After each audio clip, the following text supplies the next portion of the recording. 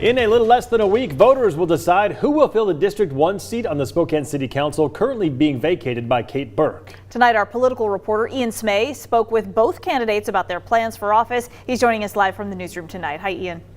Mark Whitney business owner Jonathan Bingle is facing off against certified laboratory specialist Nagmana Shirazi to represent Northeast Spokane's District 1 on the Spokane City Council. Here's what they had to say about what they want to address if they win the election next week.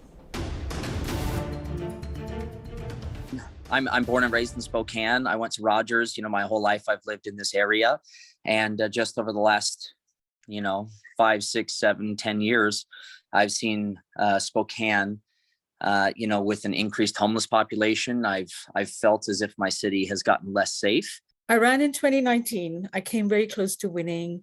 And that time I decided to run because I felt that we needed representation at the city council level from people like me, being a renter, being a single income family, single mother, being an educator and a scientist. I think that people who are receiving services from the city, there has to be benchmarks to show that people are getting to the path of self-sustainability again. If all we're doing is just providing every need for every single person, then they're not going to provide for themselves again, and they're going to eventually become just wards of the state. And this is not good for them. Housing is a human right. We have to make sure that we have all kinds of housing available. We need to be building right away. We need to make sure that people who need help get the help that they need. We don't sit on the ARPA dollars that are coming in so that people can stay housed. We need to create that stability, and we need to build. That's what we need to do.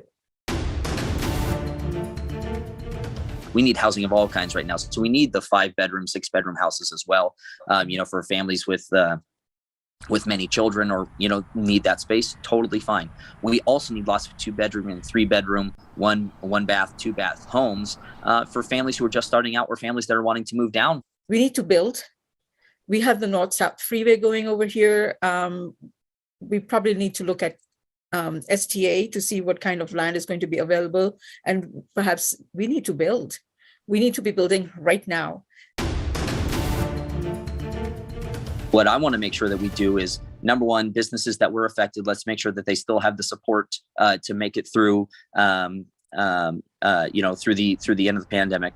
But also, I want to make sure that the business policies that are coming out are fair and level for all businesses, regardless of their size. I want to make sure that, businesses have the ability to compete on their own merits.